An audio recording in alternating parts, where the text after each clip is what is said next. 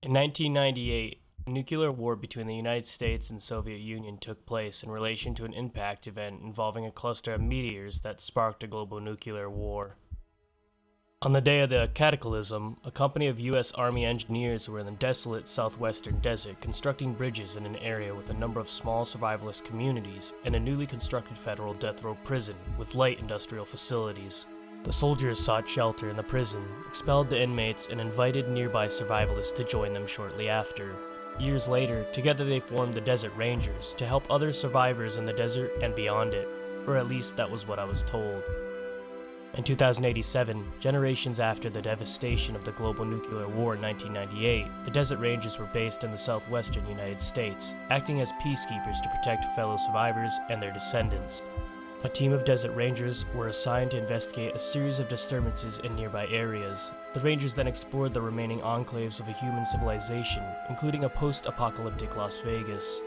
As the group's investigation deepened, the Rangers discovered evidence of a larger menace threatening to exterminate what is left of humankind.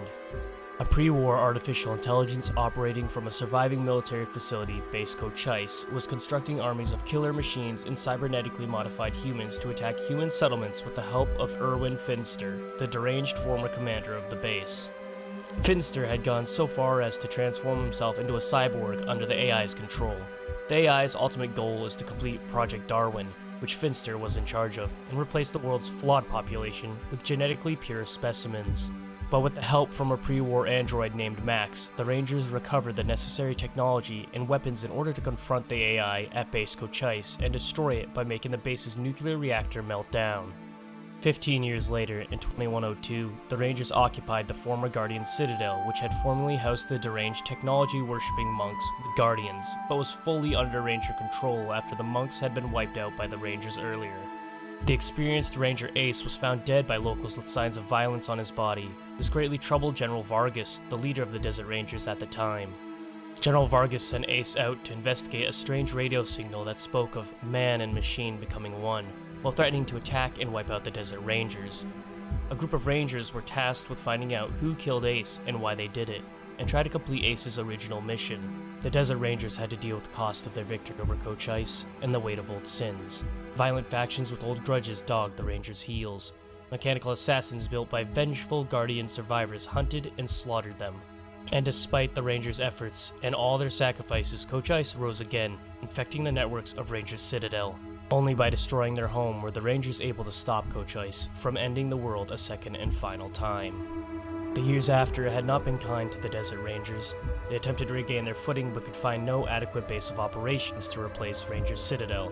Despite their heroic attempts to protect the communities of California and Arizona, they were outgunned or outnumbered by enemies old and new. The Rangers barely had enough resources to defend their ad hoc base of operations, let alone venture out into the wastes.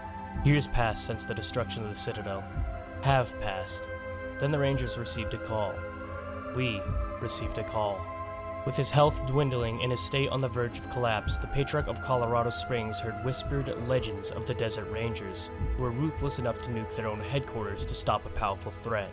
He radioed Ranger Command, asking them to establish a base in his city, train a new force of Colorado Rangers, and prevent his nation from falling apart. In return, he'd provide them with all the resources they desperately needed to rebuild their organization. Team November, our team, was dispatched to Colorado, ordered to establish a working relationship with the Patriarch at all costs. The survival of the Desert Rangers depends on it. Unfortunately, I was the sole survivor of Team November.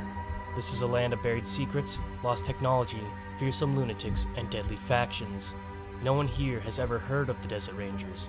My choices may save or doom us all. I didn't ask for this.